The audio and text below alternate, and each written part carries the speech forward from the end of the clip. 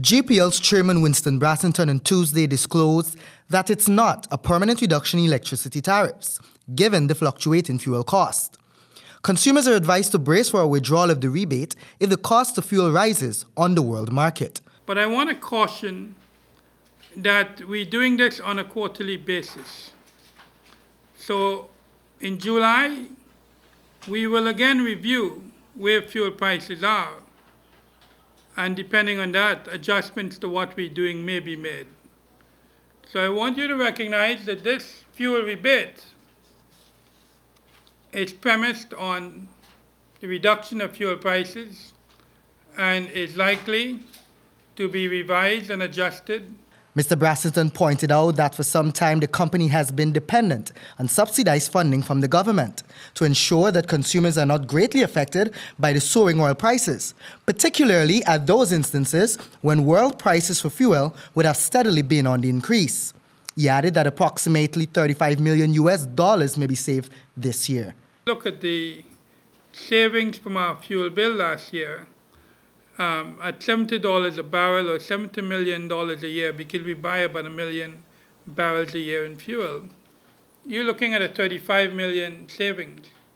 That 35 million, if you translate it, it's about 7 billion Guyana dollars.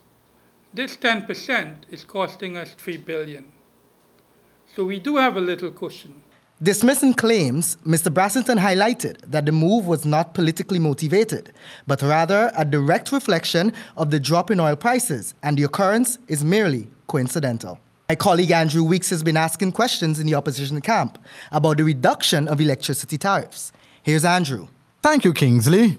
Despite the suave explanation given by Mr. Brassington, APNU General Secretary Joseph Harmon believes otherwise. He said the PPP is not serious about the livelihood of citizens of Guyana. Their primary purpose is to create a condition that would make people believe that they have the interests at heart in this election season. This is simply a ploy by the government of this country, the PPP administration, to fool people. Harmon said APNU has been arguing for years that electricity rates are too high and that fuel on the world market has been decreasing since January of last year. He thinks that the recently announced tariff reduction is an act of blatant dishonesty on the part of the Donald Mamatar administration. The people of this country deserve more than that. At least that thing should have been reduced by half, not 10%. Because the fuel component has been reduced.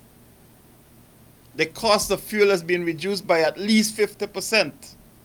So if it is that the PPP administration, they're thinking about giving you a 10% in March, and then maybe closer to May the 11th, give you another 10%, we are calling for all of it now. Harmon further stated that the 10% sounds like a public sector 10% wage increase across the board.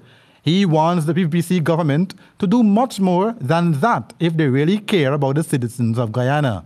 And so I am calling on GPL to act responsibly. What the president has given there is the minimum.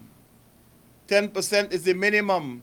What we are saying to you, when you look at the economic conditions, when you look at the massive savings that have occurred as a result of the reduction in fuel prices, that you must seriously consider making this no less than 20% and at the best 50%. The 10% drop in electricity costs will take effect in March of 2015. Andrew Weeks, HGP Nightly News.